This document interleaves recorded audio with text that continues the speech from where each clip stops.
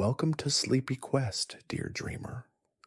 Tonight, you're invited to nestle beneath the blankets, close your eyes, and drift gently into a world of peaceful hills, crackling fires, and old countryside wonder. Let your thoughts slow with the flicker of lantern light, and feel the hush of twilight settle softly across the valley. And if this tale brings you comfort, do consider liking and subscribing so more stories may find you in the quiet hours to come. Now rest easy. The hearth is warm, the windows misted, and the stars are waiting above the hill. Let us begin. The wind arrived just after sundown, as it often did in the high reaches of Gorse Hill Lane, a quiet bend in the hills where the cottages were older than the trees, and the stones on the path remembered every boot and paw that had passed them by. It wasn't an angry wind at first. No, it came with a sigh like a breath drawn in before a long thought. The fields of barley swayed, and the weathercocks turned their sleepy heads toward the gathering dusk. Tilda Willowend, who lived in the last house on the lane, the crooked little place with moss between the shingles and ivy climbing the chimney, paused in her knitting. She felt it, that hush that comes before a proper storm, the kind that folds the sky inwards until even the stars vanish behind a shroud of ash-gray clouds. She stood and looked out the round window above her stove. The sun was just a flickering thread, nearly tucked behind the western hills, and already the sky was thickening. She could smell it, too, the scent of far-off rain, wild mint crushed beneath the wind, and the faintest trace of lightning yet to come. "Best fetch the lantern," she murmured, to no one in particular, though her tabby cat, Nettles, twitched an ear in response from her cushion. Out on her front step, Tilda wrapped a shawl around her shoulders and reached up to the rusted hook beside her door. There it hung, the old copper lantern, with glass panes warped by age and a handle smooth from countless hands.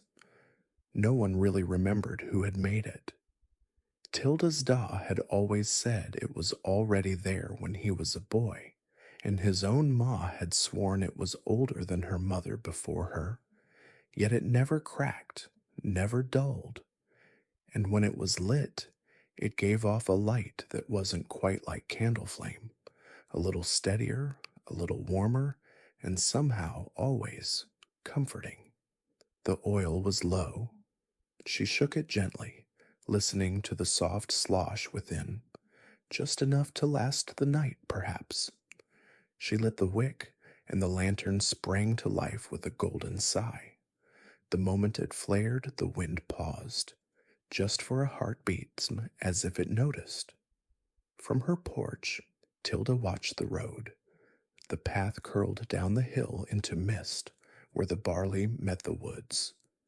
Folks rarely came up this far unless they had reason, and tonight, with the clouds gathering and the wind now howling low through the hedgerows, there would be no travelers. Still, the lantern stayed lit. It always did.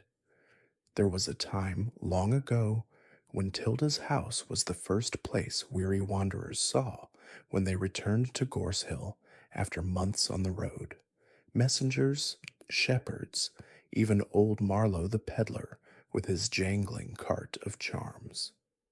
She'd leave the lantern burning at dusk so no one would miss the path in the dark. It was a kind of promise. There's still someone waiting for you here. But most of those folk had moved on, or passed on, and only Tilda and the hills remained.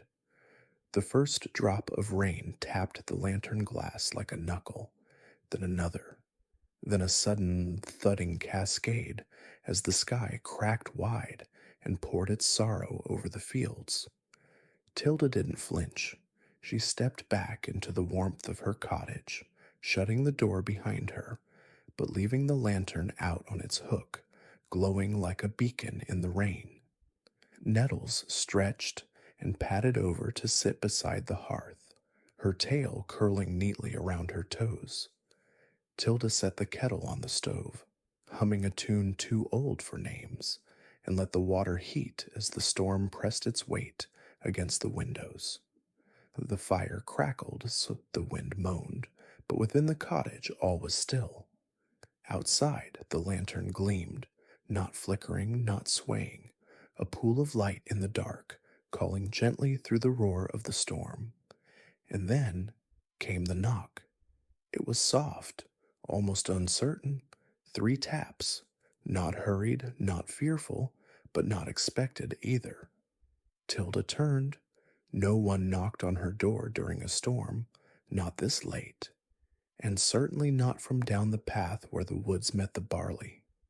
She moved slowly, taking up her walking stick from its place beside the hearth. Another knock, this time just 2, as if the knocker had grown unsure of their own presence. She opened the door, and there, shivering beneath a soaked cloak, stood a boy, no older than 11, with wide eyes the color of tilled earth and a satchel clutched tightly in his small hands. Rain streamed from the brim of his hood, and his boots were thick with mud. I saw the light," he said. Tilda blinked once, then stepped aside without a word. The boy entered, dripping quietly onto the mat. Nettles hissed, then immediately returned to her nap. "What's your name?"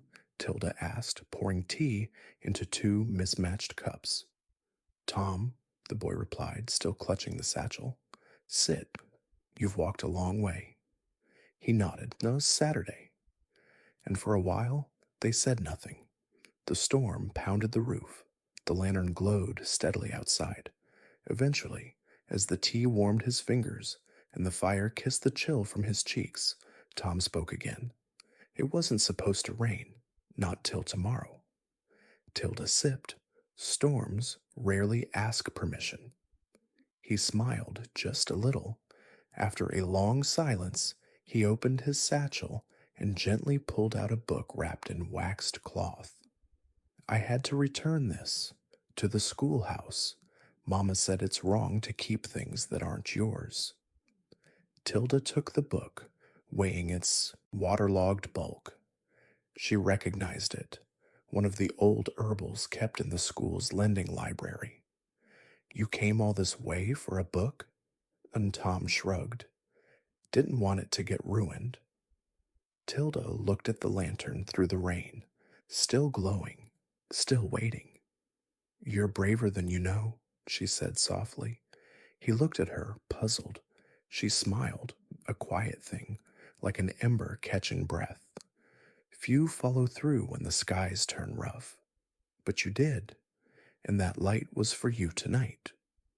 He didn't answer, but he didn't have to. Outside, the storm softened.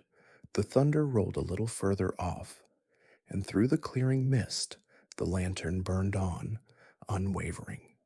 That night in the little cottage on Gorse Hill Lane, sleep came easy. For the boy, wrapped in quilts too big for him, and for the old woman, humming by the hearth, and even for the wind, which at last forgot its sorrow and wandered onto other hills. But the lantern remained, and it would be lit again when the path was dark and someone needed a way home. The morning after the storm arrived with a hush, as if the world had taken a long breath and finally let it go. Mist clung to the barley like a silver shawl, and the roofs along Gorse Hill Lane were a shimmer of soft dew. Chimneys coughed out sleepy smoke, and robins hopped between puddles that mirrored the rising sun. In the last cottage on the hill, Tilda Willowwind awoke to the smell of damp soil and the whisper of tea already steeping. She moved slowly, as she always did these days, joints stiff, memories softer than they once were, but her rhythm never broke. Slippers, shawl, kettle, and the fire tended with care. Even her bones seemed to follow the old pattern of mourning. On the hearthrug, young Tom was still sound asleep, curled beneath two woolen quilts stitched with fading violets. His muddy boots had been cleaned and set beside the stove to dry, and the little satchel rested beside his folded coat, like a faithful dog. Tilda let him sleep. Outside, the rain had gone, but its touch lingered on window sills, on branches bowed low with droplets, on the soft loam that still soaked the toes of the world. The lantern, however, had not gone out. It still glowed pale and patient, even in the light of day. Some neighbors claimed it had no business being so steady, that no wick could burn so long, no oil stay so full. But Tilda knew better. The lantern worked when it was needed. It always had. She stepped outside, letting the creaky door rest open behind her, and reached up toward the hook to take it down, and paused. Something was wrong. The lantern felt light. Too light. She lifted it fully and turned it in her hands. The oil, the reservoir at its heart, was empty. Completely empty. That shouldn't have been possible. Tilda blinked. She distinctly remembered checking it the evening before. There had been enough to last the night, certainly, but not enough to burn through a storm like that, especially not with such a strong and steady light. No smoke black on the glass, no sputter or flicker, and yet here it was, hollow, as if it had given everything it had, and now asked for rest. She cradled it gently, like one might an old friend who had stayed awake all night on someone else's behalf. Back inside, the kettle began to whistle. Tom stirred, rubbing his eyes as the scent of fresh bread and buttered honey floated across the room. "I'll walk you back to the village after breakfast," Tilda said softly, not wanting to startle him. "But first, we'll have something warm." The boy nodded, bleary-eyed and grateful. They sat at the small table, two mismatched chairs, two chipped cups, and a loaf of barley bread that still steamed as it was broken. Tom told her about the schoolhouse, about the book he'd borrowed, and the teacher who lent it to him, a gentle woman who loved wild flowers more than arithmetic. He spoke of his mother, too, how she'd gone to care for a sick aunt in a town far downriver, and how Tom had promised to look after things while she was away. Tilda listened, smiling now and then, her mind half in the present and half somewhere long ago. She remembered promises like that, and children braver than they knew. After the meal, she wrapped a parcel of food for him to carry and laced up her boots. But before they could leave, she paused by the mantel and took down a small, rusted tin. She opened it carefully. Inside was a folded scrap of paper and a tiny glass bottle, a drop of golden liquid still clinging to its bottom. Lantern oil. Not just any oil, the old kind. The kind made from pressed sunberries and hearthroot resin, brewed during the spring equinox in copper kettles passed down through generations. Few knew how to make it anymore. Even fewer remembered it ever existed. Tilda had saved this for years. In case of need, she had always told herself. She unscrewed the stopper. A smell rose from it, warm, earthy, and tinged with the scent of thyme and old candles. She hesitated. Then with slow hands, she tilted the bottle over the lantern's open heart. One drop, just one. It disappeared instantly into the dry reservoir. The lantern gave no flicker, no glow, just silence. Tilda replaced the cap, closed the tin, and set the lantern by the door. She would try again later. Outside, the mist had lifted into drifting ribbons, and the barley fields swayed like sleepy dancers in the morning breeze. The path into the village was still muddy from the storm, and both travelers took careful steps along the stone edges. Birds returned to their songs, and somewhere far off, a sheep bell chimed. Along the way, Tilda introduced Tom to the names of things that most grown folk had forgotten. The listening stones beside old Pither's wall, said to echo secrets if touched at sunset, the thimble bush that grew only where something kind had happened, the cracked cobble with a mossy stripe through the center, marking where two hedgehogs had once been wed by candlelight, or so the children claimed. Tom listened wide-eyed, every word sinking deep, like roots into soft earth. At the bend before the village gate, they paused. Beyond the wooden arch stood tidy lanes and moss-roofed shops, smoke curling from chimneys and chickens already pecking at crumbs tossed from back doors. "I can go from here," Tom said, shouldering his satchel. Tilda looked down at him. "Are you sure?" He nodded. She handed him the food parcel, then reached into her apron and gave him the old tin, the one with the final drop of oil. His eyes widened. "Keep it," she said. "Someday you'll know when to use it." He opened his mouth to protest, but something in her gaze, soft, firm, and impossibly old, silenced him. He simply nodded.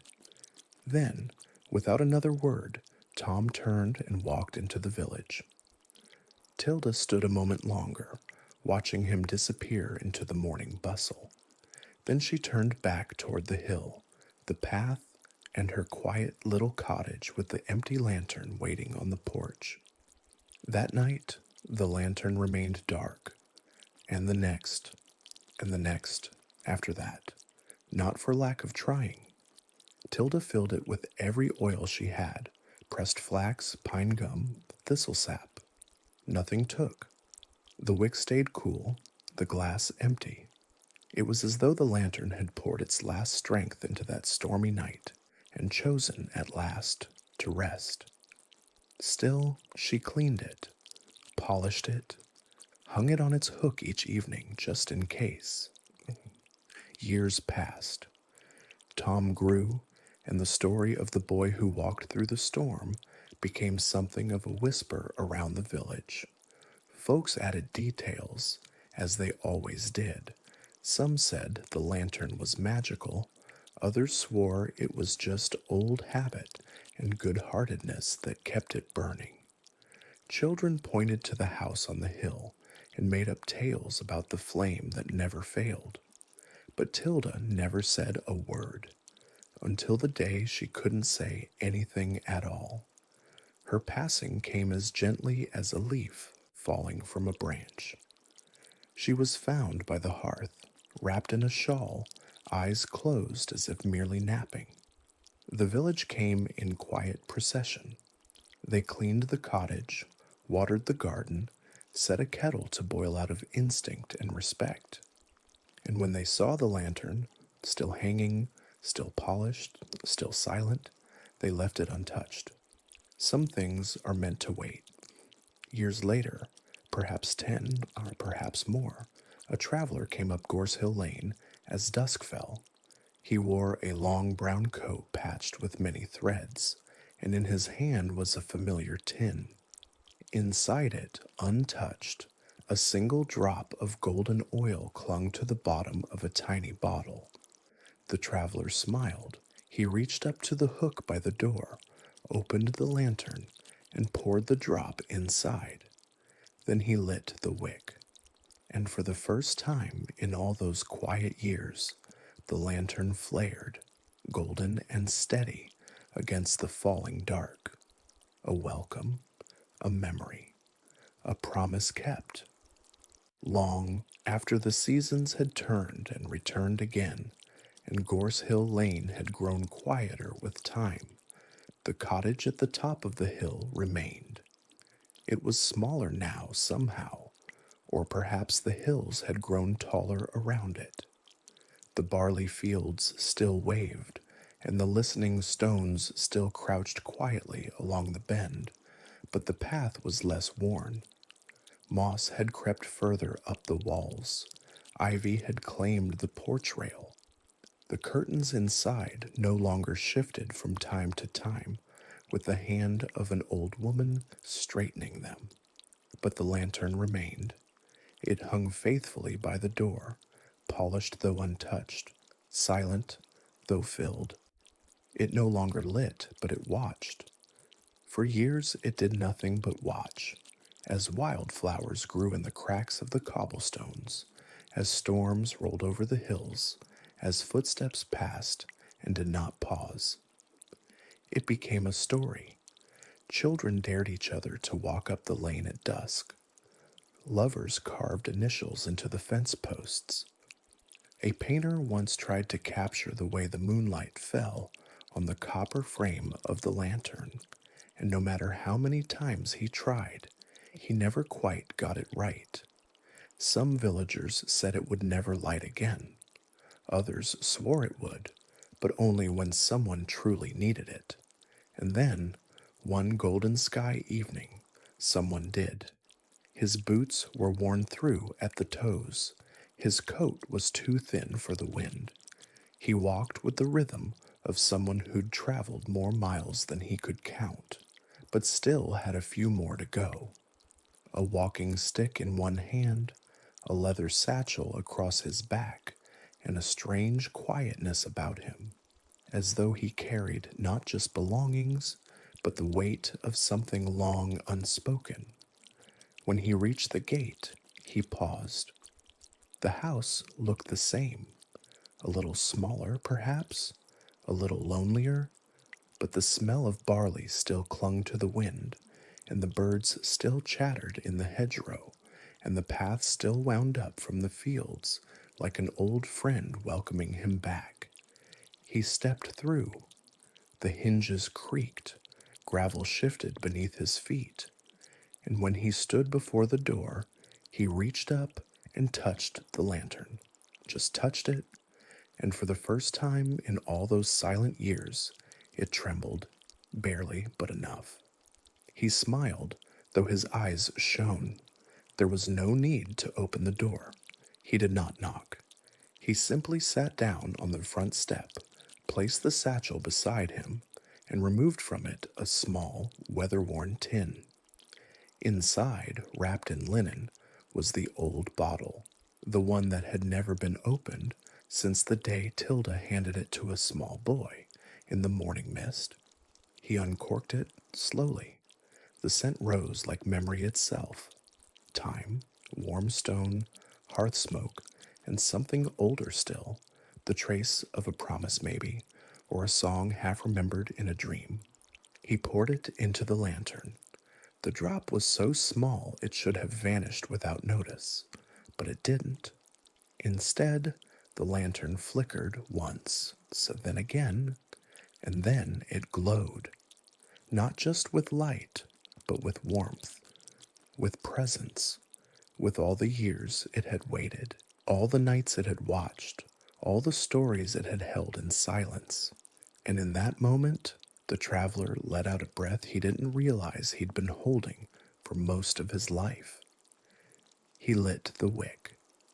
The lantern answered. Its flame was soft but strong, golden as honey and twice as sweet. It didn't sputter or strain. It simply was, as though it had always been there, waiting for the exact moment to shine again. And all at once, the wind that had picked up across the barley fields quieted. The world listened. From the village below, someone looked up and saw the light on the hill and thought, well now, isn't that something? And children, hearing the tale from their windows, whispered, it's true, it really is. The traveler sat by the glowing lantern until the stars came out, one by one, like breadcrumbs scattered across the sky. He didn't move. He didn't speak. He simply stayed with the light. And when the moon was high and the hills silvered, and the fireflies had begun their slow drift across the fence line, the door behind him creaked open. He turned. There was no one there. Not exactly, but the warmth of the hearth touched his cheeks like an old hand. The scent of cinnamon bread drifted past him on the wind, and in the quiet of that night, the traveler heard a voice that wasn't quite a voice, whispering, not in words, but in feeling, "Welcome home." He left in the morning. The satchel was lighter, his step was easier, but the lantern still burned, and it would again and again for those who wandered far and needed something steady to guide them home. Some said the light was magic, others said it was memory, but the truth, as always, was somewhere in between, because a light that burns for kindness never truly goes out. It just waits by the gate. There are winters that come like lullabies, soft and slow, with snowflakes drifting like feathers and chimneys puffing out gentle clouds into a silver morning. But that year, the winter of the silent bells, was not such a one. It came suddenly, like a forgotten debt called in at once. One morning the hills were green with frost, and by nightfall they had vanished beneath a silence so deep it made even the owls stop calling. It began in mid-Featherfall, the last month before true winter. The village of Gorsehill had already gathered its kindling, sealed its root cellars, and tied up bundles of lavender in the windows to keep the cold spirits at bay, not because they believed in such things, but because old habits are hard to let go, and comfort often comes in ritual. But nothing they did seemed to greet the coming hush. The bells were the first to change. Every year, the bell tower above the market square chimed a gentle 4 notes at sundown, a melody passed down from one bell ringer to the next, unbroken for generations. Even the smallest cottages at the far edge of the village knew its tune, and it was said you could tell the day's mood by how the chimes fell. On the first day of the deep frost, the bells rang once, then fell silent, not from rust, not from rope, not from any broken gear or weight. The tower was inspected, the clappers were polished, the ropes were clean and strong. Yet each evening, when the sun dipped behind the hills and the bell ringer pulled the rope with a trembling hope, nothing came, just silence, the kind that settles not only in the ears, but behind the ribs, where breath ought to move freely. Old stories resurfaced, as they often do when quiet becomes too loud. Some whispered of the frosted warden, a spirit who wandered the white hills, collecting sounds to keep for himself. Others remembered tales of the snow quiet, a drifting fog that stole music and laughter, until someone brave enough gave it a gift it could not resist. The younger folk rolled their eyes, blamed ice in the bell's mouth or superstition tangled in the wind. But the elders, those with crow's feet at their eyes and names stitched into old quilting circles, grew uneasy. Tilda Willowwind, though long gone from her cottage, had passed her lantern's watch to the boy who once braved the storm, and now, grown into a man with a home of his own, Tom tended to the light. He had moved into the cottage not long after her passing, fixing what needed fixing, keeping what needed keeping. The garden was full again, the roof sound, and the lantern still hung by the door, though it burned only when it chose to. Tom had never tried to force it. On the 7th night of silence, with snow lining the branches like fine lace, Tom lit a small fire in the hearth and sat at the old kitchen table with a bowl of stew and a map spread before him. The map was hand-drawn with curling script and small illustrations of hills, streams, and places no longer marked by road. He traced the path leading from Gorse Hill to the old bellmaker's glen, a place spoken of only in stories and never marked on any proper chart. It was said the first bells had been forged there, under moonlight and mist, by a reclusive smith who cast them not from metal, but from memory. He read the line written in the corner, in a hand that resembled Tilda's, but was not quite hers. When silence falls, seek the forge that sang once more. He wasn't entirely sure what made him decide that night. Perhaps the hush had grown too heavy, or perhaps the lantern outside, flickering weakly against the frost, had whispered something in its light. By morning, he packed provisions into a satchel, wrapped himself in a long wool cloak, and set out toward the white horizon. The path was not easy. Snow had buried the lower fields and hidden the stones.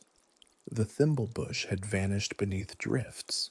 Even the listening stones were coated in frost, silent as the bells they echoed. But Tom pressed forward, following the old fence line and the curve of the hills he knew by heart. He passed the edge of Wind Whistle Wood, where the trees stood like frozen dancers mid-step, and crossed the frozen stream at Turnfoot Bridge, where icicles hung like fangs from the stone arch. As the sun slipped toward its pale descent, he reached a clearing, and there it was, the forge, or what remained of it. A low stone structure built into the hillside, its chimney long crumbled, its windows dark and caved. Snow had claimed much of it, but beneath the ruin, something old still breathed. Tom brushed aside the snow from the threshold and stepped within. The air smelled of cold metal, ash, and something else, something like memory. Tools hung from the walls, coated in rust and cobwebs, and in the center of the forge sat an anvil carved with runes too worn to read. And there, on a shelf untouched by dust, sat a bell. It was small, no bigger than a teacup, and made of something that shimmered silver and gold all at once, like frost caught in sunlight. Tom reached for it and paused. He remembered the stories. Only when offered something freely given, from the heart, would the forge answer. He looked around. He had no gold, no song, no poem or tale, but he did have a key. Around his neck, on a leather cord, was the key to Tilda's cottage, the only thing he'd kept on him since the day she passed. He took it off, knelt beside the anvil, and placed it beside the bell. Nothing happened. Then, a hum, low and faint, like a melody remembered in a dream. The key vanished, the bell glowed, and in the village far below, just as the sun touched the hilltops, the bell tower rang, not 4 notes, 5, software warm, whole, and all across the village, shutters flew open, hands flew to hearts, and eyes filled with tears. The sound was back, not just the bell, but something deeper. The hush had broken, and back at the cottage on Gorse Hill Lane, the lantern burned brighter than it had in years, casting its light far across the snow-covered fields, as if smiling. The day after the bells returned to Gorse Hill, the village awoke in a kind of quiet awe. Not the heavy, haunting stillness of the past weeks, but a peaceful, almost reverent hush, as if the snow itself had paused to listen. Children ran barefoot out of their doors, not even minding the cold, just to hear the sound again, those 5 soft notes, like warm breath on glass. Elders wept softly over their porridge, murmuring thanks to names long gone, names kept in family journals and stitched onto the inside flaps of old bonnets. Tom had returned by evening, face wind-burned and boots soaked through, but his eyes held the kind of light that only comes from having walked somewhere most never do. He didn't speak much of the forge. He simply nodded when asked and lit the lantern outside the cottage door, which glowed with a steady golden flame. That night, while the village dreamed in warmth, Tom took a slow walk beyond the edge of the village, following a path he hadn't walked since boyhood. The Willow Lane, an old, rarely used footpath that led past the stone circle down to the old pond where frogs once sang in the spring. The snow crunched gently underfoot, but not so loudly as to disturb the hush of the world around him. Moonlight touched the limbs of the tall willow trees, draping them in a soft, silver coat. These were the weeping kind, the sort that reached toward the earth as if in prayer, and their branches swayed gently, though no wind stirred. There had always been something quiet and secretive about this place. Tilda had once told him that the willows grew from the tears of the valley, and that each leaf held the memory of a story not yet told. As Tom walked, he thought not of the forge or the bell, but of how often life places its quietest wonders along the roads we stop taking. He remembered coming here as a child, lying beneath the sweeping green canopy in summer, watching light dance through the leaves. He remembered Tilda sitting nearby, reading aloud from a book whose pages smelled of rose hips and smoke, and he remembered how she once said, "The magic of a place is sometimes more real than the place itself." Halfway down the willow path, he paused. The snow ahead was disturbed, not by animals or falling limbs, but by footprints. Two sets side by side, light and sure, recent, barely a few hours old. Yet no one else in the village had any reason to come this way. Curious, Tom followed the trail. The prints wound slowly, almost thoughtfully, leading him through a soft bend in the path where the trees grew thick, forming a gentle tunnel of silvered branches. The silence deepened there, not eerily, but in a way that made the heart beat slower and the breath grow shallow, like standing inside a memory. And then he saw them, two figures, faint and distant, seated upon a stone bench beneath the largest willow. The woman wore a cloak of dark blue wool trimmed with ash-gray fur, her long braids silver in the moonlight. The man beside her wore no cloak at all, but a thick vest and shirt rolled at the sleeves, despite the cold.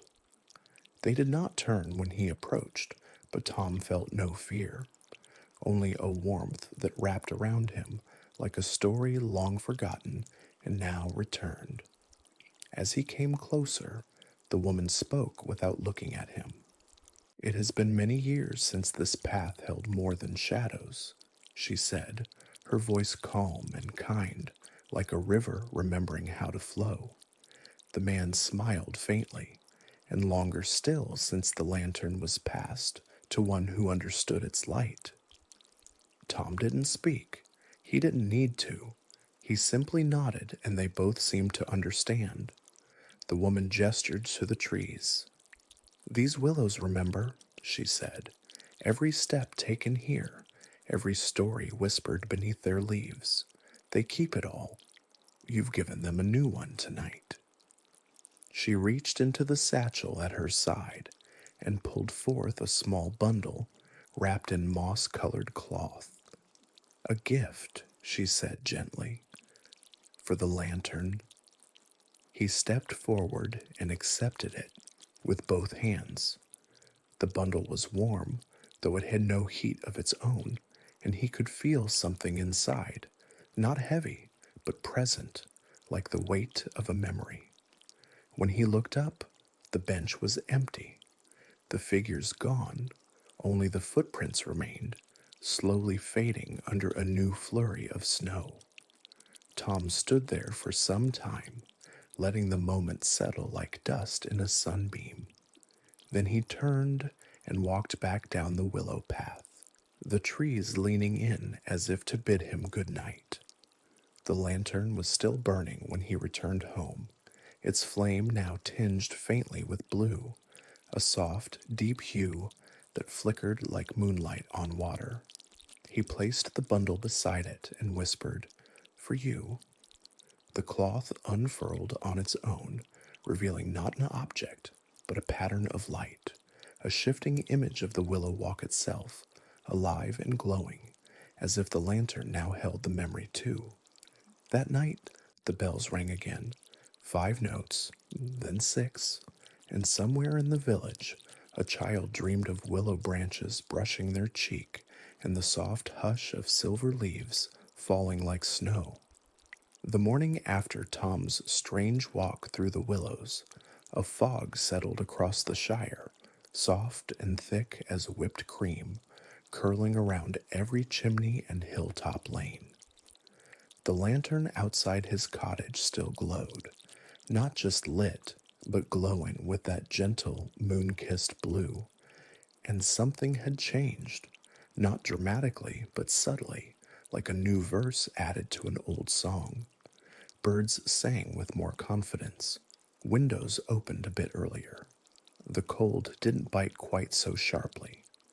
Inside his stone cottage, Tom placed the bundle, now stilled and quiet, onto his work table, beside his hammer and carving blade.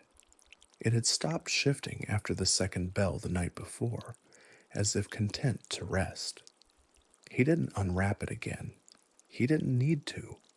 Something about it had already poured into the room, into the very beams and floorboards, like warmth returning to a hearth long grown cold.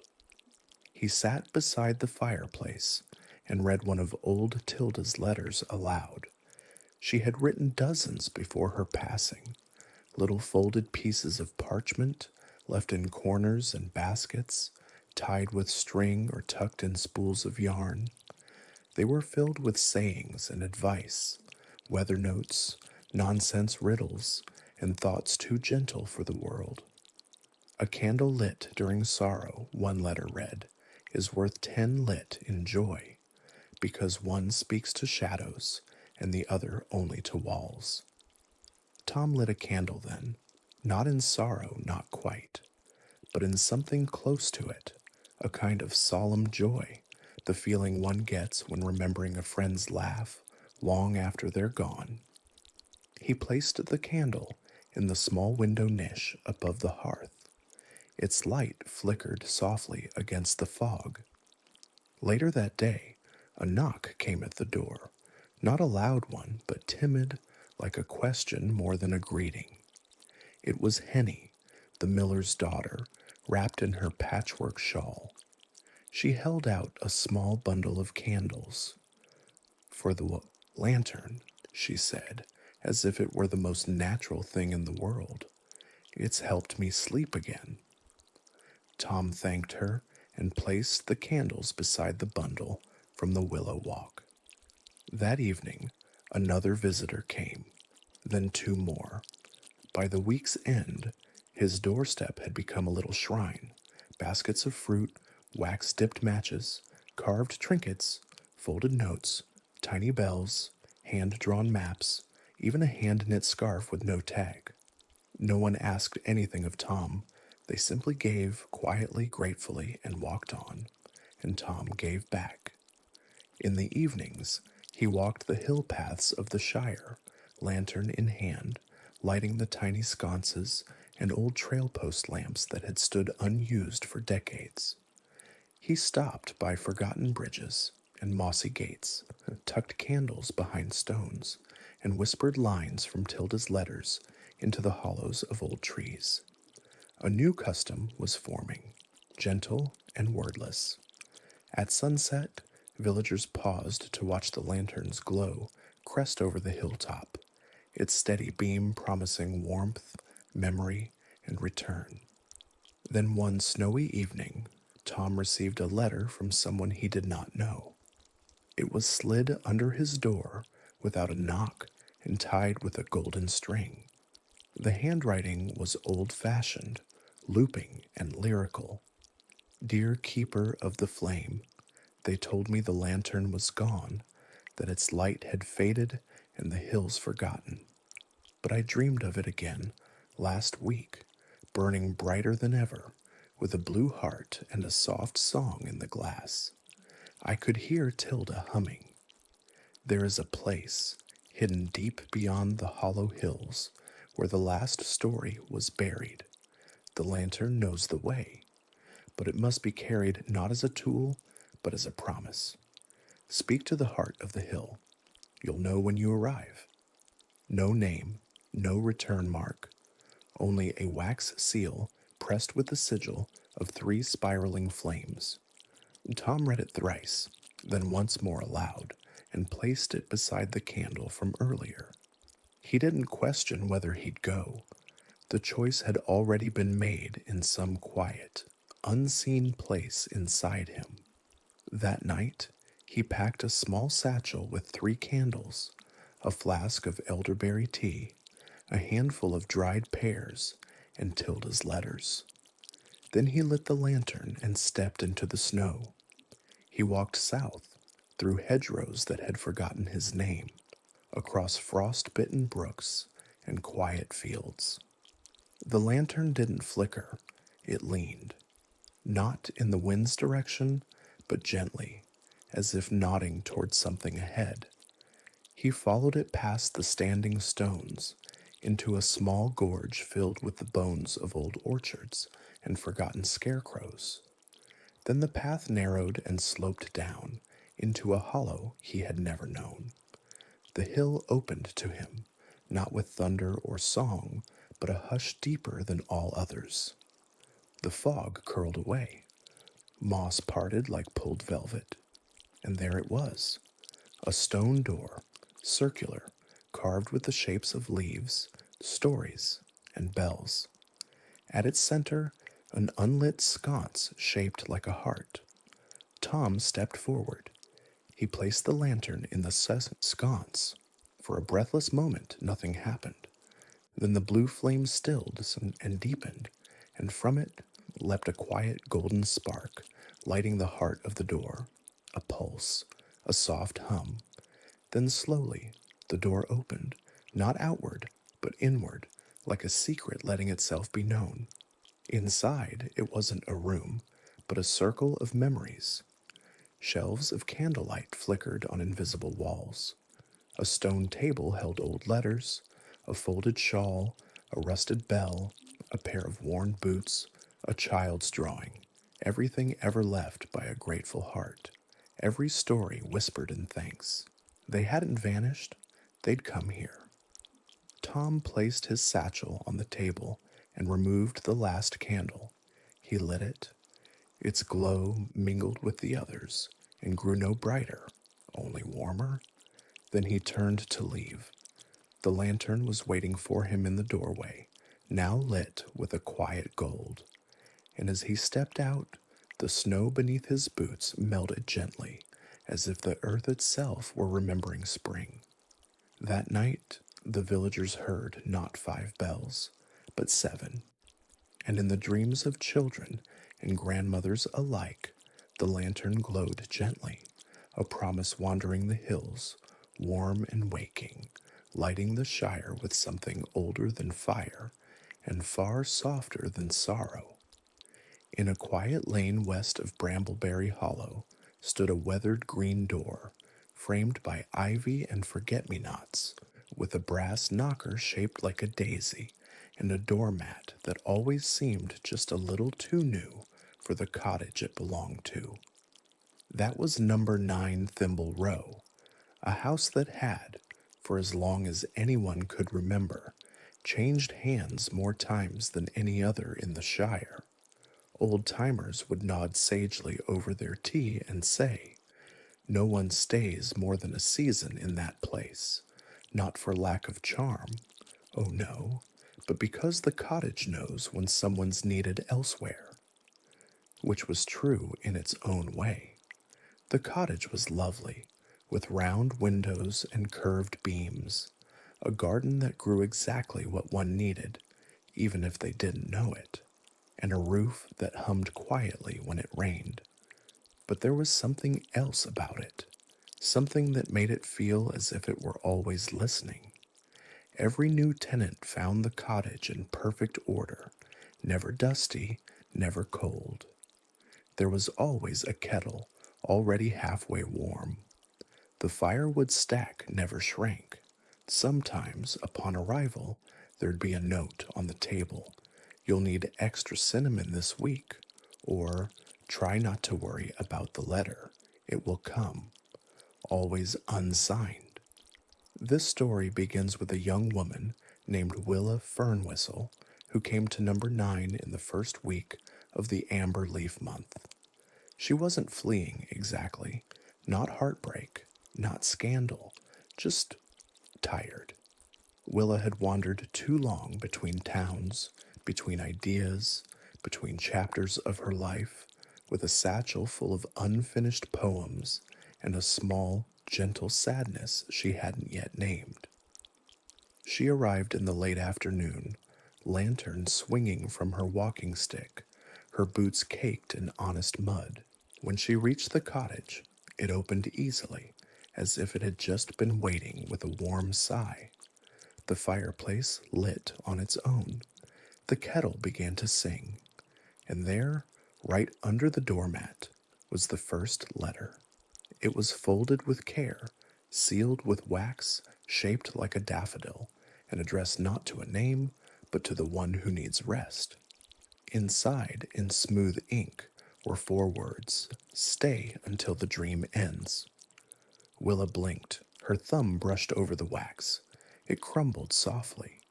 She read the letter twice, then set it on the mantel beside a dried bundle of lavender. She told herself someone must have left it for a previous guest, some kindly trick of timing. But the next morning there was another. That one read, "The rabbit comes back when fed." So do the stories. And sure enough, when Willa set a carrot by the hedge, a small, soot-gray rabbit hopped into the garden that afternoon and thumped its paw as if in greeting.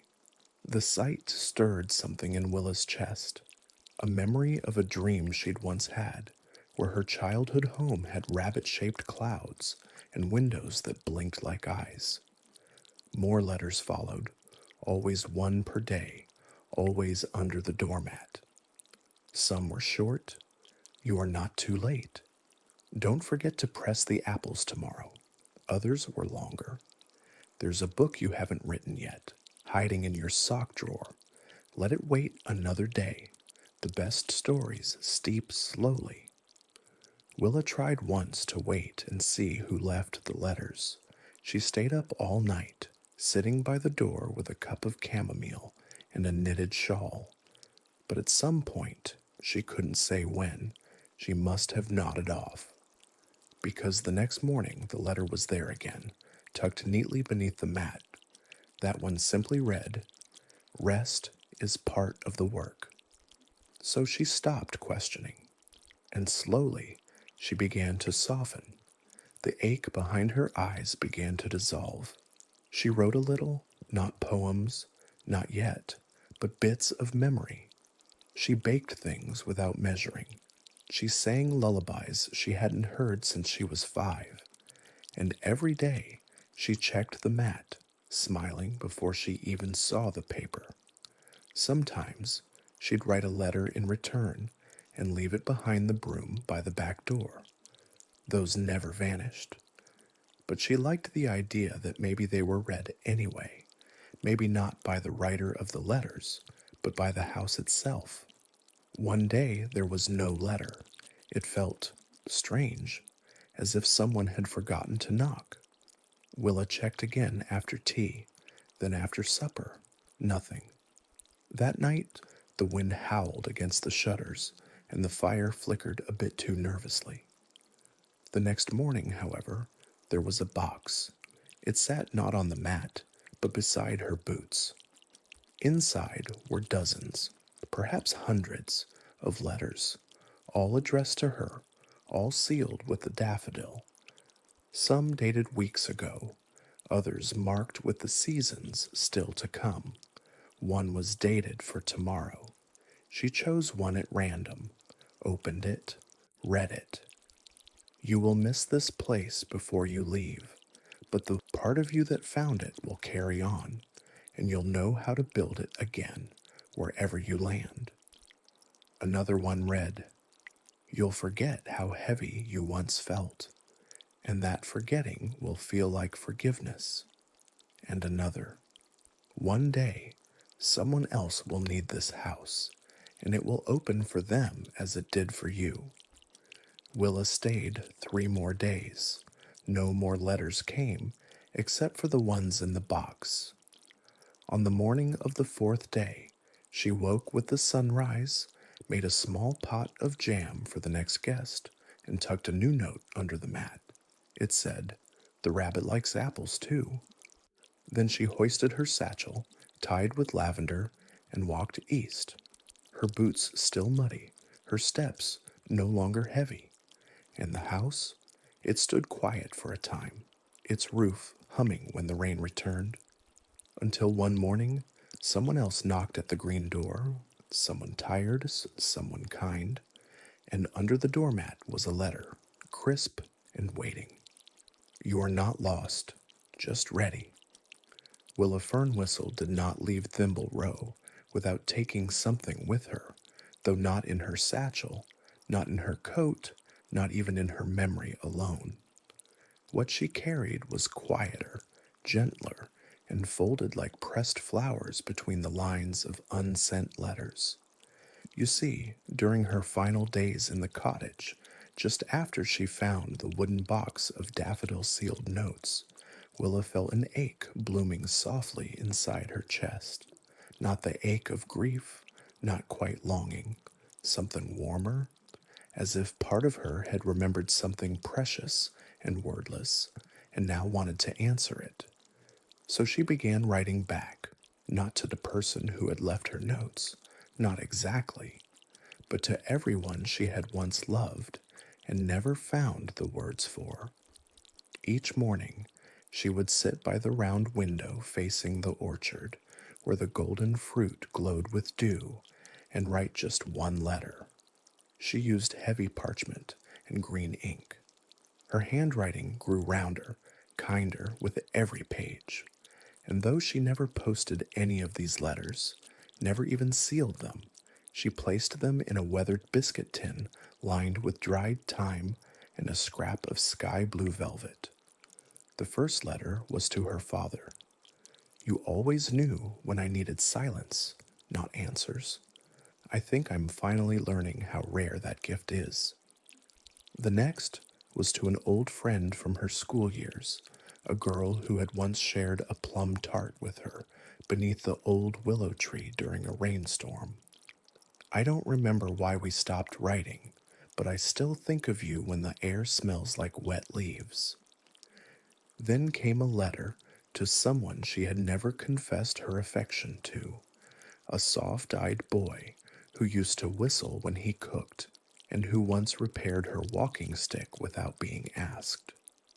I think I was afraid that naming my feelings would break them, but they've stayed intact all this time, like seeds sleeping in snow. Willa never read these aloud. She folded each letter 3 times, placed them gently in the tin, and whispered only one word. There. It was not a declaration, not a goodbye, just a quiet promise that the words had at last been born. And as she wrote, the cottage began to hum differently, not louder, not even out of tune, but in a lower, more contemplative key. The floorboards no longer creaked beneath her steps. The air smelled of rosemary and cedar, and the house seemed to listen more than ever. One night, just before the harvest moon, Willa sat up late by the hearth, the biscuit tin on her lap. She had written one final letter that day, not to a person, but to the part of herself she had once tried to silence, the restless part, the part that wandered, the part that could never quite stay. Thank you for taking me here. I understand now that home doesn't have to mean stillness. It can mean soft places to land between departures. That night, she placed the tin on the mantel instead of hiding it away, and when she awoke in the morning, it was gone. In its place was a small bowl of sugared violets, a note that read, "They heard you, and they remember." Willa didn't cry, not exactly, but something inside her softened, like honey warming on a windowsill. On her last evening in the cottage, Willa wandered through every room one final time. She touched the banister, the lace curtain, the brass knob on the bedroom wardrobe. Each item felt like a friend, not because it had changed her, but because it had welcomed her change. As the stars blinked softly into the sky, she opened the round window over the sink and let the breeze in. It carried with it a few golden leaves, a whiff of moss and smoke, and something quieter, the feeling of being held. She sat by the fire that night, the very spot she'd found the first letter. In her lap was a fresh sheet of parchment, her last one. This time, she didn't write to anyone, not even herself. She simply wrote a single line in the center of the page. Some love is quiet. Let it be. She folded the page once, not in thirds, just once, and left it not under the doormat, not on the mantel, but tucked into the roots of the apple tree behind the cottage. Then she went to bed, and the house, for the first time in many seasons, slept too. It was Willa's final morning at Thimble Row when she discovered the guest book, not in a drawer, not hidden behind a loose floorboard. It was sitting plain as daylight on the small table by the front door, as if it had always been there, only waiting for her to notice. The cover was moss green velvet, worn thin at the corners and tied shut with a silk ribbon that shimmered like rain on stone. There were no names embossed upon it, no markings, no title, just the warm weight of something that remembered more than it revealed. She untied the ribbon with careful fingers. Inside were pages filled edge to edge, not in tidy names or dates, but in little sketches, pressed flowers, torn scraps of poems, and lines written in a dozen different inks. It was not a ledger. It was a memory garden. One page showed us a charcoal drawing of the cottage in autumn, smoke curling from the chimney, and a small bird perched on the sill. Another held a note that read, "The bread here smells like home. Whoever you are, thank you for keeping the oven warm." Willa smiled softly. She turned another page. Pressed into the fold was a sprig of heather, still fragrant, beside a scribbled sentence. "I left a song in the rafters. If you hum softly enough, you'll hear it." Page after page, she wandered through the lives of those who had come before, travelers, dreamers, weary-hearted visitors who had stayed in the cottage and left behind more than dust and footprints. They left echoes. They left hope. There was no order to the entries, no chronology. Someone had written with berry-stained fingers, "The stars are brighter here," or maybe I just remembered to look up. Someone else had drawn a tiny map of a stargazing spot beyond the orchard, marked with a single word, "Peace." There were verses too, gentle ones. "I left my sorrow in the drawer beside the spoon, beside the string, and now it sleeps. It stirs no more, for sorrow's just a passing thing." Willa turned another page and found something unexpected, a note in her own handwriting. But she had not written in this book before. She stared at the words, her breath caught in the hush of the morning light. To whoever comes next, the message began, this place is not an answer, but it listens well. Sit by the fire, open the window, eat something warm. You'll know what to do next. She had written it last night, she realized, though she hadn't remembered doing so. Perhaps that was the way of the guest book. Perhaps some part of you stayed behind before you even knew you were leaving. Gently, she turned to the last page. It was blank. She hesitated, then dipped her quill in the ink pot that sat by the lamp.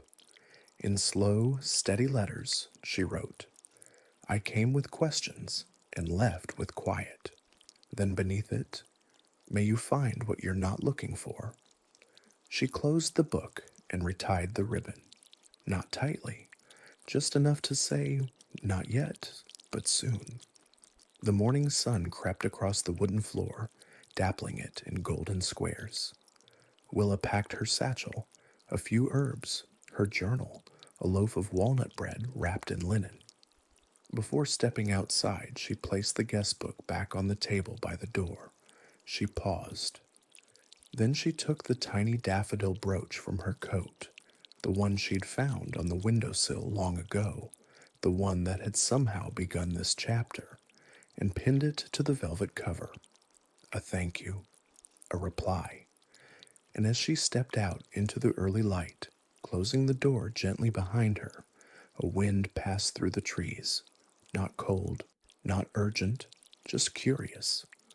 Willa Fernwhistle walked down the path, past the apple tree, past the garden gate, and into the waiting world.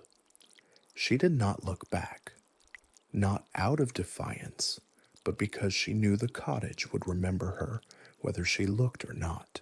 And inside, the fire burned a little longer, the teacup stayed warm a little longer, and the guest book waited, as it always had, for the next heart to whisper something true.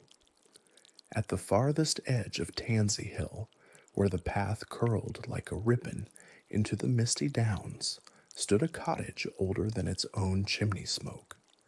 It was made of round gray stones, each one weathered and settled like the sigh of a sleeping earth.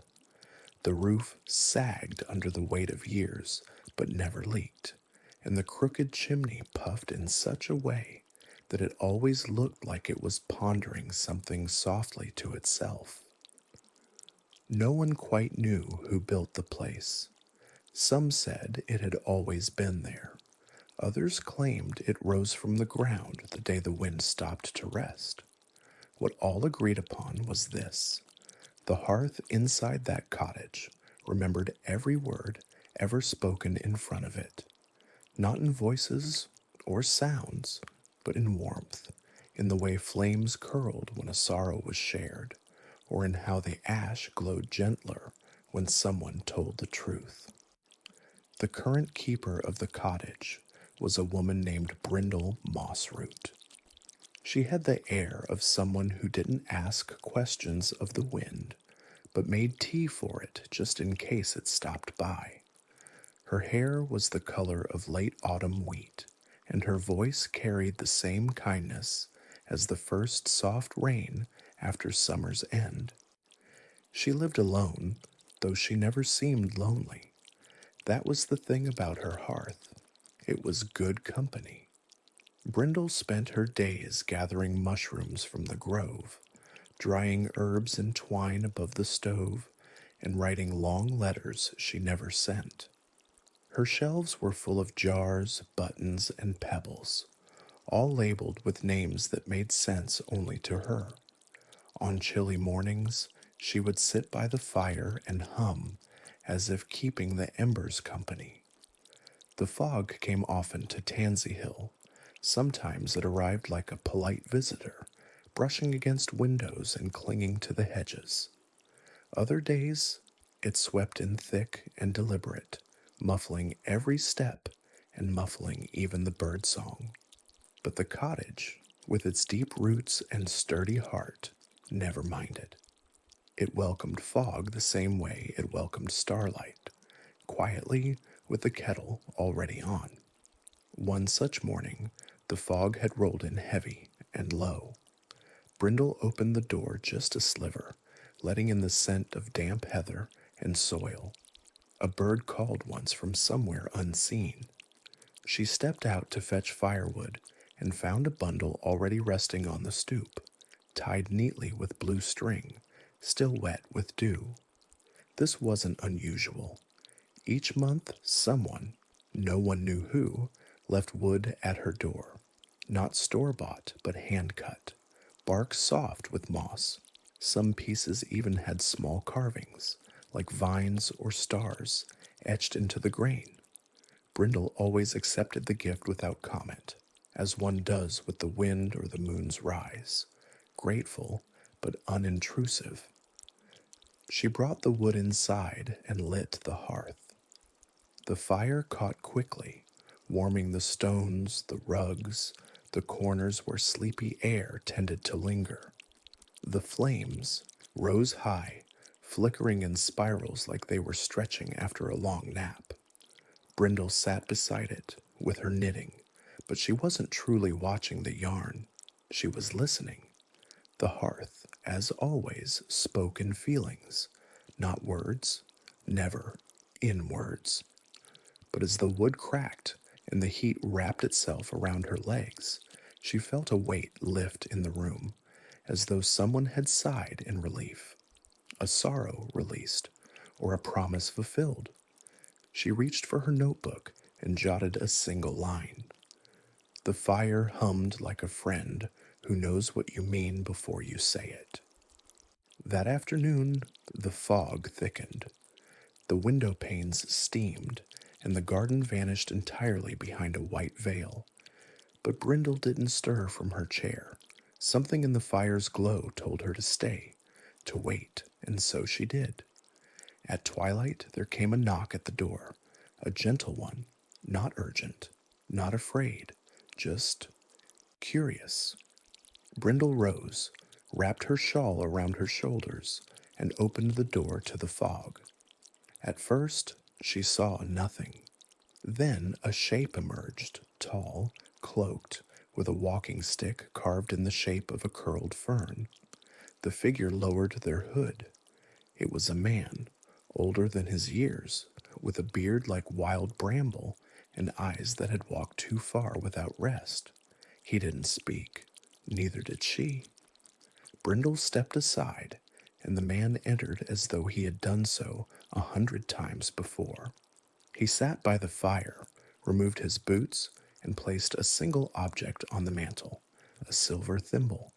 Then he wept, not loudly, not brokenly, just enough for the hearth to shift. The flames dipped, then flared, then settled into a steady glow that wrapped around him like an old blanket. Brindle brewed tea with mint and fennel and added a drop of honey. She handed him the cup. He nodded in thanks. Still, no words. The fire popped once, releasing a scent of pine and something older, perhaps memory, perhaps a story. Brindle did not ask who he was, or why he came, or what the thimble meant. The hearth would tell her in time, or it wouldn't. Some stories, like fog, belong more to the silence than to the saying. Outside, the wind pressed gently against the shutters. The fog clung to the grass like a secret. Inside, warmth held its breath. In a world full of noise, the old stone cottage remained what it had always been, a place where the fire remembered, and where those who had forgotten themselves could begin again. The morning after the parchment failed to take his words, Eldon awoke early, the hearth still faintly warm from the night before. The kettle hung like a sentinel over the coals, and outside the window the fields were washed in pearly mist. Though the sun had not yet broken over the distant hills, the world was already stirring with bird call and the rustle of a sleepy village. Eldon took his time over breakfast, warm bread, honey, and a single boiled eggs, his thoughts lingering on the peculiar resistance of the ink, as if the page itself had refused to remember. He had seen many strange things in his years as the village's quiet chronicler, a bard whose songs would vanish from memory unless written in green ink, a firefly that glowed brighter near ancient words, a tea leaf that swirled into the shape of a forgotten name. But never had he faced a parchment that denied the quill itself. There was something ancient in the refusal, something not of spite, but of long-standing rule. Eldon dressed warmly, wrapped his scarf around his neck twice, and stepped outside. He followed the cobbled path past the bakery, where the scent of sweet crusts curled into the air, and on toward the edge of the village, where the trees grew older and the breeze always carried a faint whisper of something watching. In his satchel, he carried the parchment, the quill, and the pot of still glossy ink. He would visit Thistle Marin. Thistle Marin lived alone at the edge of Bythwool Wood in a moss-laden cottage with an arched thatch roof and a window shaped like a bell. Some called her a hedge witch, others an archivist of oddities, but most simply called her Thistle and left offerings of pressed flowers, poetry, or mushrooms on her stone steps. She had once told Eldon, over a cup of bark tea, that memory was alive in the woods, and that old words never truly disappeared. They just went quieter. The walk to her cottage took nearly an hour, but Eldon didn't mind. The road wove between bramble hedges and wild marigold, and the morning mist clung to his boots. When he arrived, Thistle was already outside, arranging pebbles into a spiral on her doorstep. "You've brought silence with you," she said without looking up. Eldon nodded, and a refusal to be remembered. Thistle dusted her hands and stood, brushing strands of silver hair behind her ears. "Come in, then. Best not leave forgetfulness waiting too long. It gets comfortable." Inside, her cottage smelled of rosemary, dried orange peel, and the faint metallic bite of inkstones. Shelves lined the walls, each cluttered with dried herbs, scrolls tied in blue ribbon, and jars filled with old moonlight. At least, that's what her labels claimed. She poured them each a mug of her bark tea, then laid the parchment flat across her work table. She didn't speak for a long time, just pressed her fingers gently to the page. "This is wormfold," she said finally. "Old paper, the kind made from mulberry bark and starlit ash. It remembers stories so well that sometimes it chooses which ones to keep." Eldon watched as she dipped a feather into his ink pot and let a drop fall. The ink slid down the parchment and pooled without spreading, trembling as though unsure whether to be absorbed. "This isn't ink," she said softly, peering into the pot. "At least, not entirely. Where did you get it?" "I found the bottle inside the drawer of the library desk. It was already there when I inherited the post." Thistle hummed. "This is not ordinary ink. It's laced with duskroot oil and echo resin, materials that bind to memory, not just on the page, but within the heart. And Wormfold won't accept such binding without consent." Eldon's brow furrowed. "You mean it's the parchment's choice?" "In a way," Thistle replied. "But more than that, it's the story's choice. Some stories don't wish to be recorded. Not yet." Eldon stared at the parchment, still blank, still gleaming with the sheen of rejected ink.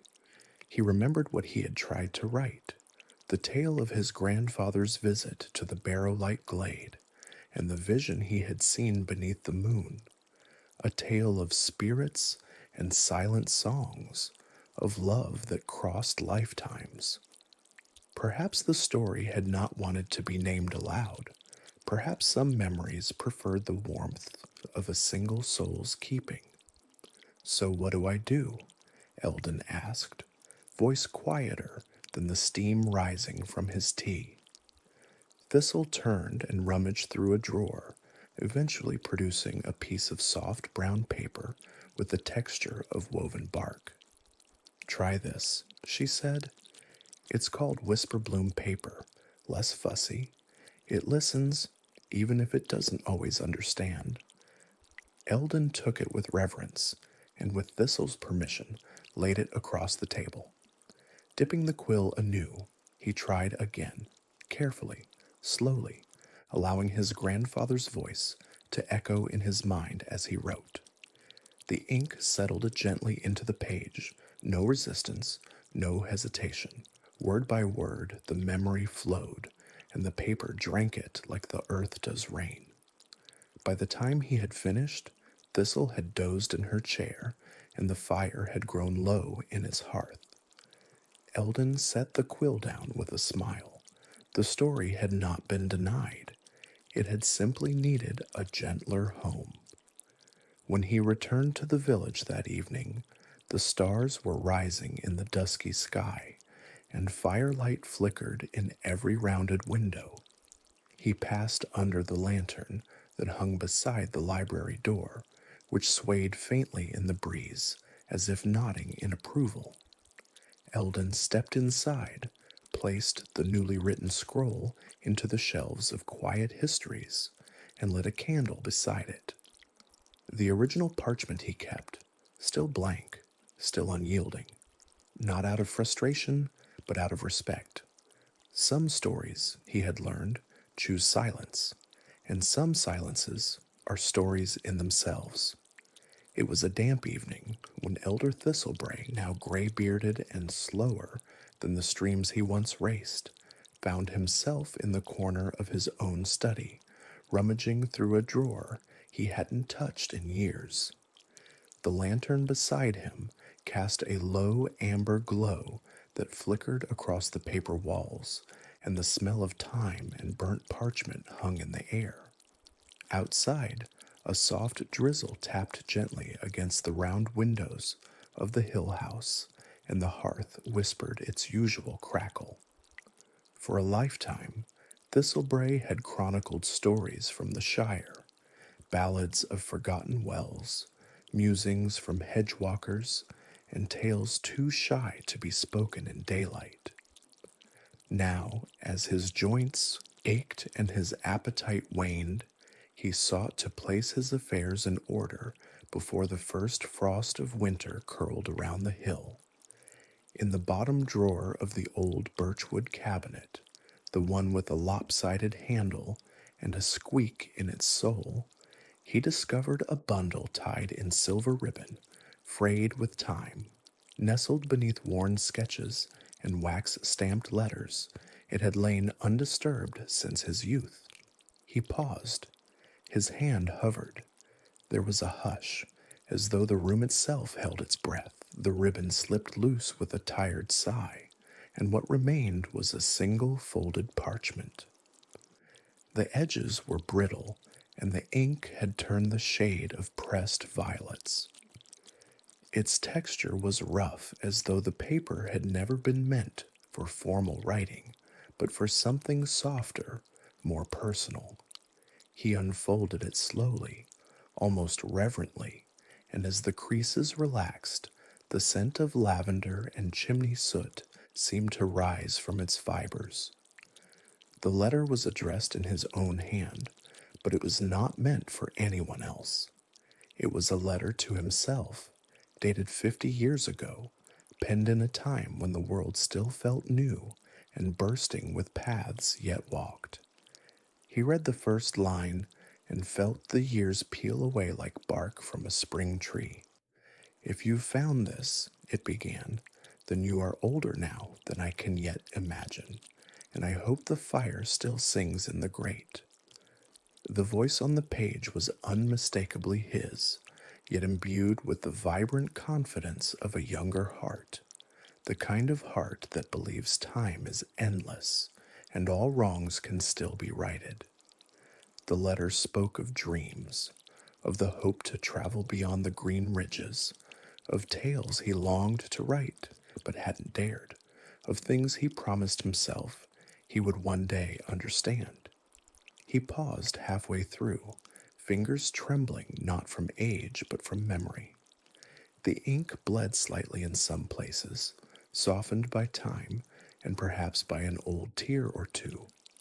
The parchment trembled in his lap, and the fire gave a long sigh as if to acknowledge the weight of what was unfolding.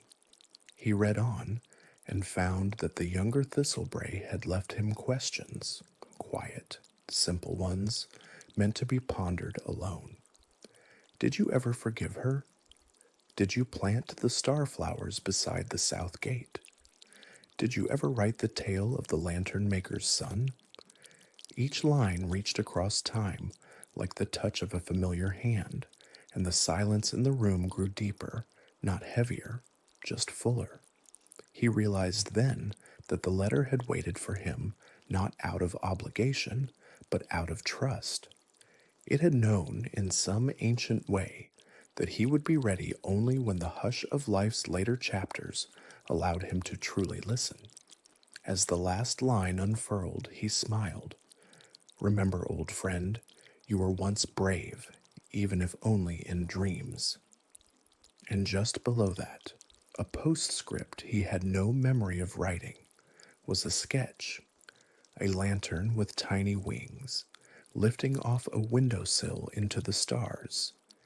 He folded the letter again, gently this time, and returned it to its ribbon, not to store it away, but to keep it by his side, atop the desk where sunlight would touch it each morning.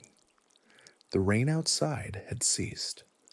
A faint breeze entered through the chimney, stirring the flames slightly, and the room felt less like an archive and more like a nest. Later that night, before turning in, he reached for a fresh piece of parchment, the thick, soft kind that liked ink to stay, and began writing a new letter. Not to his future self, but to the stories still lingering in the corners of his home. He wrote not for answers, but for the comfort of wondering. For in that old drawer had lived not only a letter, but a reminder that even the most weathered hearts carry unopened parcels of hope. And sometimes the quietest tales are the ones we leave for ourselves, wrapped in the hush of things almost forgotten, waiting for the right dusk to bloom again.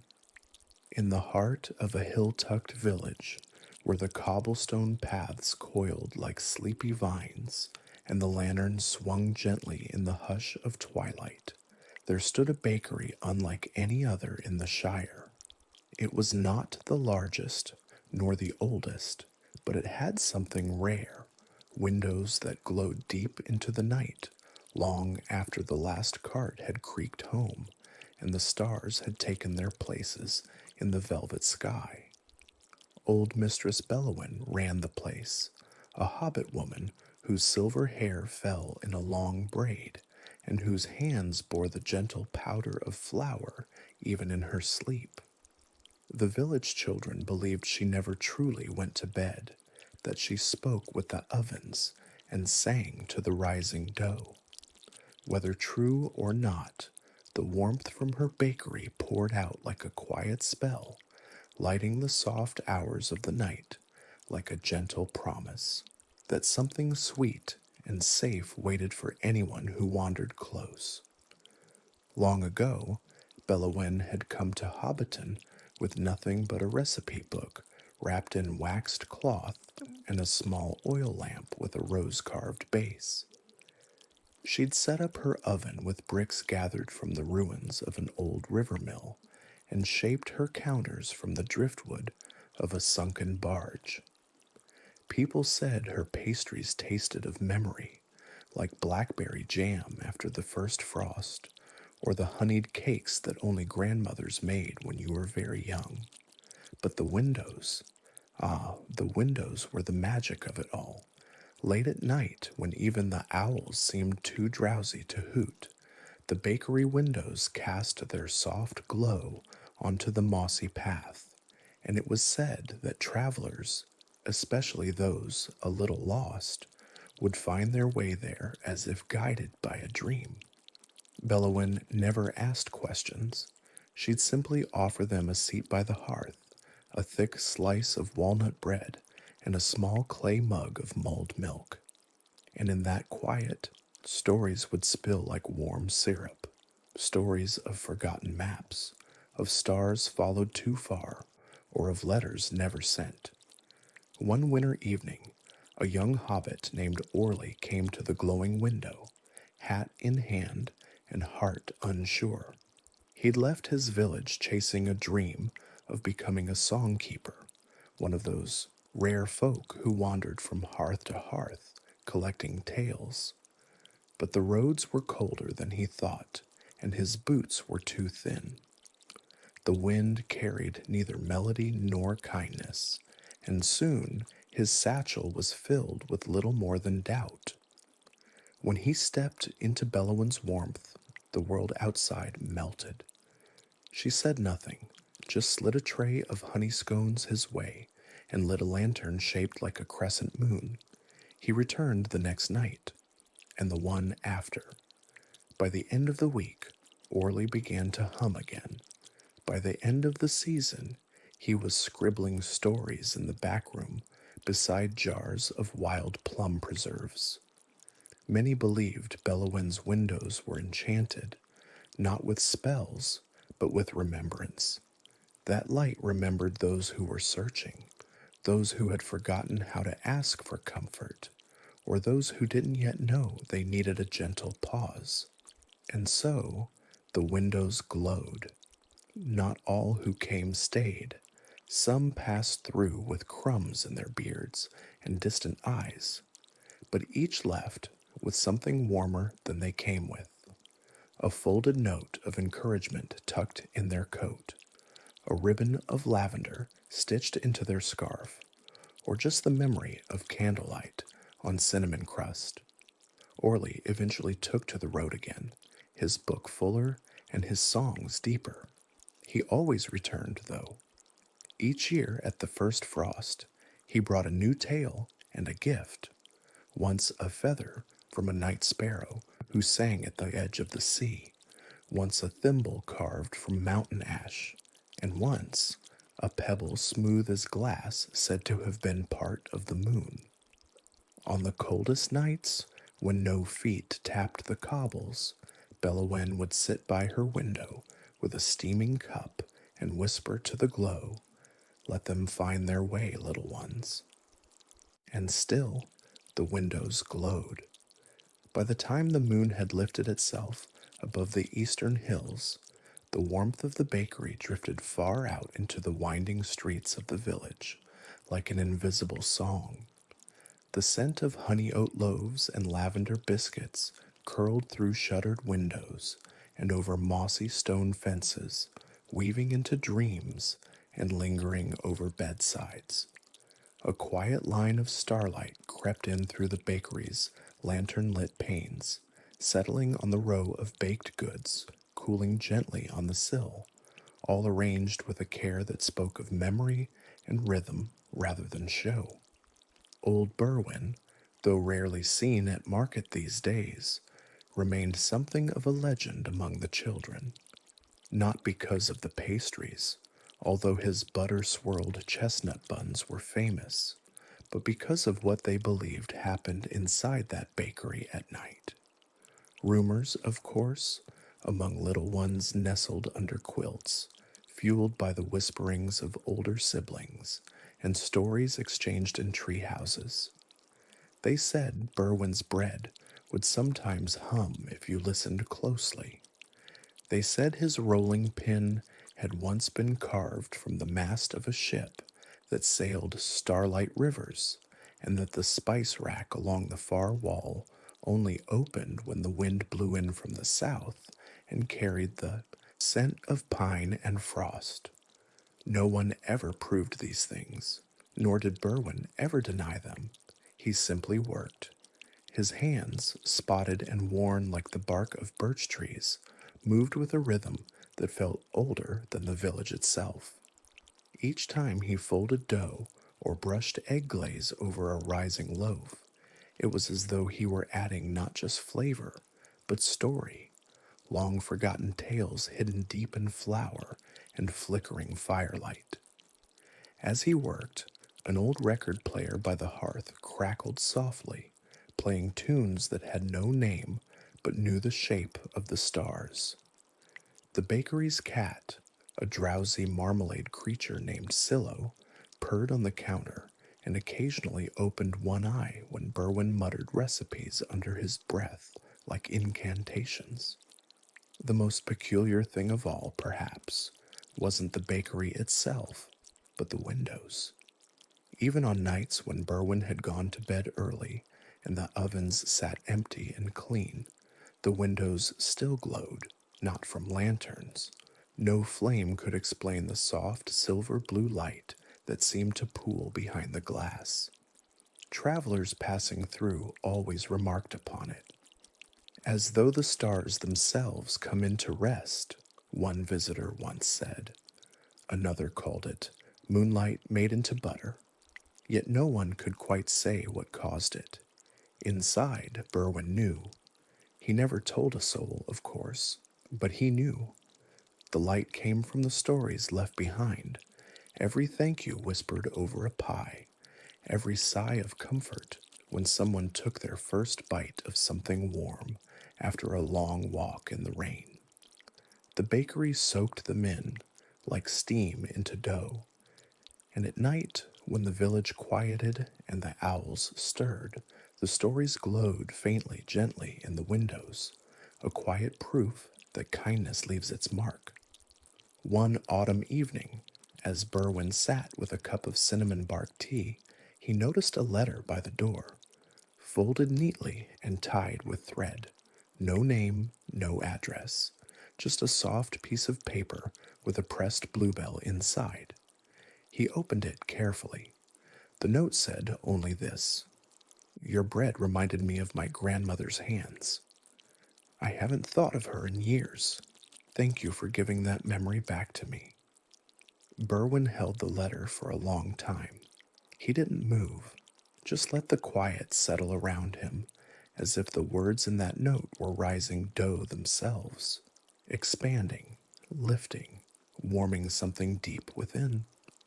The letter joined dozens of others, folded and kept in a drawer beneath the spice rack, a drawer that didn't open unless the moon was high and the wind just right.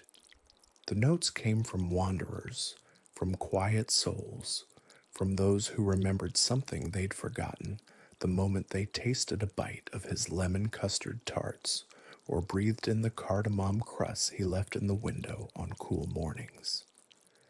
As winter crept in that year, the village grew even quieter. Snow hushed the hills, and smoke curled in gentle tendrils from chimneys old and new. Still, the windows of Berwin's bakery glowed, sometimes with amber warmth, sometimes with the soft shimmer of frost-kissed stars. Children walking to the schoolhouse would sometimes stop and place their hands on the glass, not to peer in, but just to feel the warmth. Some would swear they heard music, even when none played. A few said the glass hummed, low and kind, like a lullaby sung by bread itself. On one particularly cold morning, the mayor stopped by, not for bread, but simply to sit near the fire and sip nettle tea. He said nothing for a long time, just stared at the oven, listened to the quiet ticking of the old wall clock. Finally, he said, Your place, it makes people feel like they've come home, even if they've never been here before. Berwin smiled faintly. He didn't respond. He didn't need to, because by now he understood what the bakery was. Not just a place of flour and fire, not only recipes and rising loaves, but a keeper of moments, a place where warmth could settle in your chest long after you stepped back out into the cold, a place where the stories of the village, its laughter, its loss, its longings, were baked into the very walls. And so the windows glowed, and would go on glowing long after the last loaf cooled, long after the last bell above the door rang, because kindness once kindled leaves a light that doesn't go out. Part 5, Section 2, The Pie with No Recipe. There was a tale, told only in hushed tones on autumn nights in the Shire, about a pie that no one could bake twice. It was known in whispers as the pie with no recipe. Those who had tasted it could only recall a feeling, the warmth of long-forgotten hearths, the laughter of childhood unseen, the scent of leaves curling into the soil outside a grandmother's window. No one remembered the crust, nor the fruit, nor the spices that danced upon the tongue, only the comfort, as if every bite wrapped them in a story too old to name. The tale began, as many did in those parts, with a hobbit, a shy one, who lived in the western crook of Clovernole Lane, where pumpkins grew lopsided and windows fogged with every sunrise. Her name was Mela Bramble. She kept to herself mostly, not for dislike of others, but because she had a strange gift. She could smell a story in every spice. A pinch of cinnamon brought memories not her own. A spoonful of honey hummed like a lullaby from a cradle she'd never seen. And once, one fog-wrapped evening, Mela began to bake without planning. She did not write anything down, nor did she think ahead. Her hands moved of their own accord, guided by something older than recipes, perhaps older than memory itself. Into the mixing bowl went berries she could not name, some pale like moonlight and others the color of burnt sunset. A crust formed as she hummed an old lullaby her mother used to hum, one that came to her only when the air turned damp and the wind shifted from the west. She stirred in cloves that made her eyes water with nostalgia and folded in something sweet and golden that she could not find again afterward, no matter how she searched. The pie baked under a crescent moon, and its scent drew a quiet line of woodland creatures to her windowsill. Owls blinked softly in the trees, badgers sat upright on their haunches, and a pair of fox kits curled at her doorstep. The pie cooled on the sill, steaming gently as if it sighed with contentment. The next morning, Mela shared it with a few close neighbors. One by one, as each tasted it, they grew still. Old Mr. Thornwell, who hadn't smiled since his wife passed, wept softly into his sleeve. Young Tilly Brushfoot, who never sat still, cradled the pie plate in both hands as if holding a sleeping bird. None could say what it tasted like, but they all knew it felt like home. Not their current homes necessarily, but the one they'd always longed for. And then, when Mela tried to make it again, she found she could not. She bought the same fruit, stirred with the same spoon, even hummed the same lullaby, but the pie came out ordinary. Good, yes, even delightful, but not the same.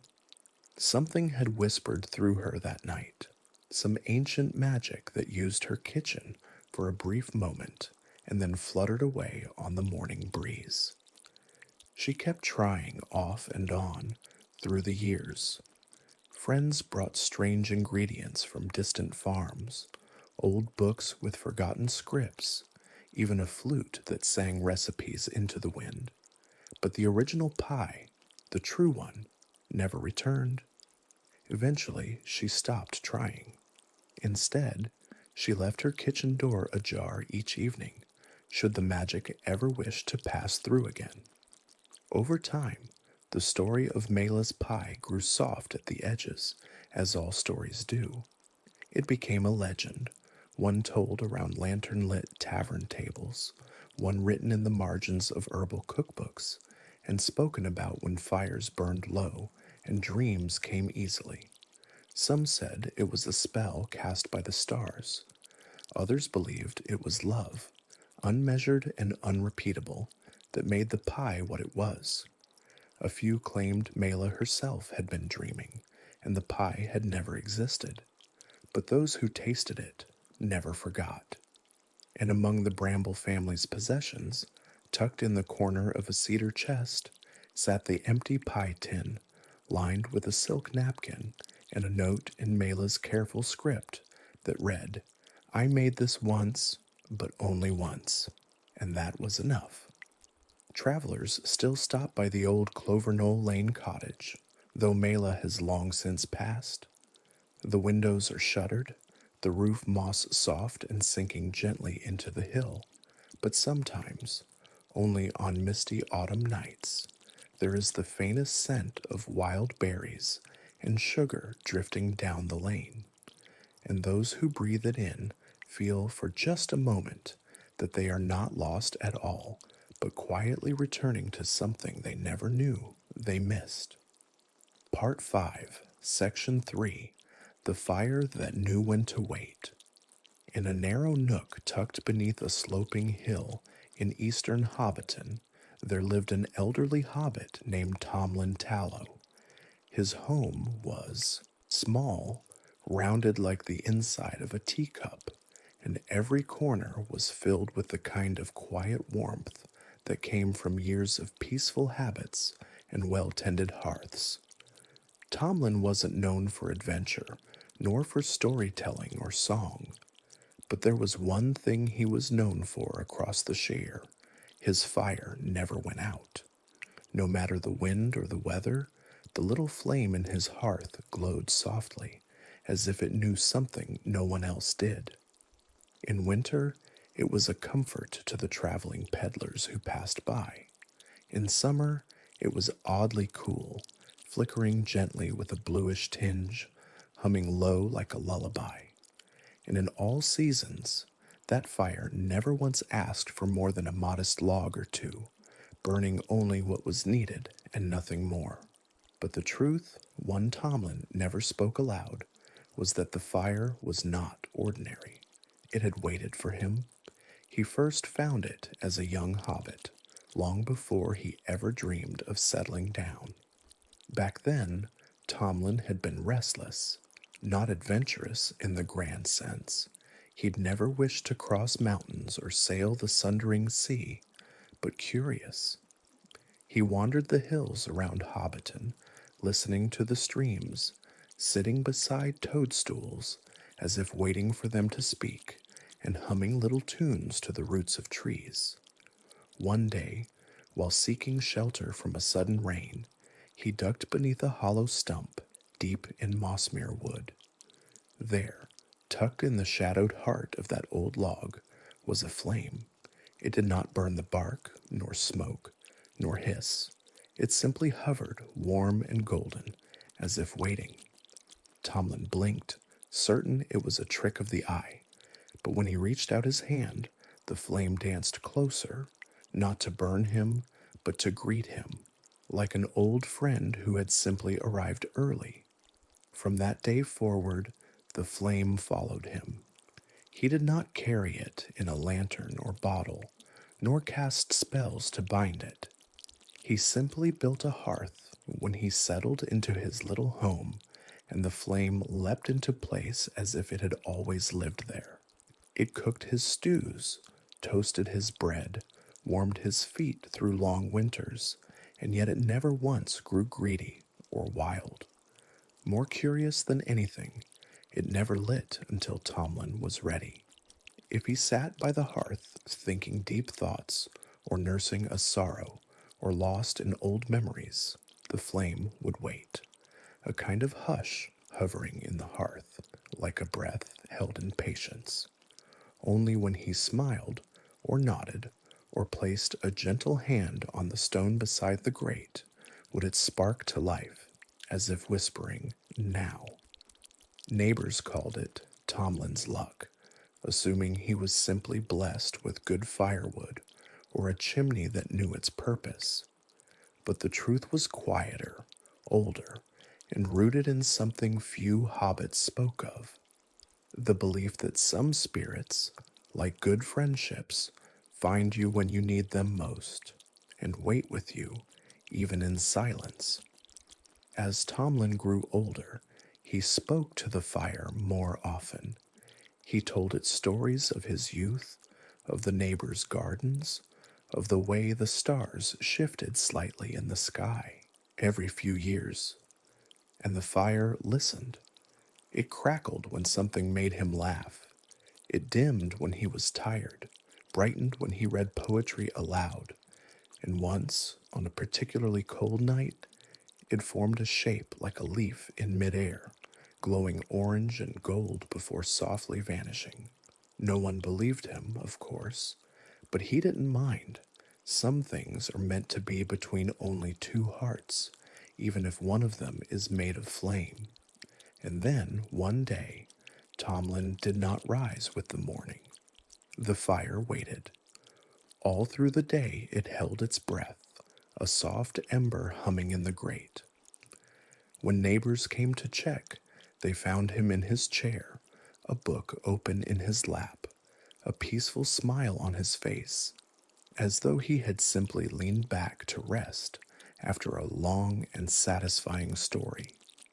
They buried him beneath the flowering hill where he used to sit as a boy, watching clouds drift. And though they lit candles and lanterns for the memorial, all agreed none shone quite like the one left behind in his hearth. After that, the fire would light for no one else. Several hobbits moved in over the years, a young couple, a potter, even a retired historian, and each one found the hearth curiously cold, not unfriendly, but patient, as if it still waited. And every so often, on misty evenings when the air smelled of moss and old leaves, a faint glow could be seen from the chimney, as if someone inside had finally told a very good story, and the fire had answered, "Yes, that's the one." And so, dear dreamer, may you drift now into the hush of your own slumbering hills, where the lanterns of Hobbiton twinkle far away, and the wind hums songs only the stars remember. Let the warmth of these quiet tales settle beside you like a cozy quilt, and let the embers of wonder glow softly in your thoughts as sleep gently finds you. Whether you walk along a stream, bake a pie without a recipe, or sit beside a fire that waits, know that in the stillness of night, magic is always near for those who rest with open hearts. Thank you for joining us on Sleepy Quest. If these whispered tales brought you peace tonight, kindly leave a like, subscribe for more cozy journeys, and let your dreams carry you home. Sleep well, traveler, twilight,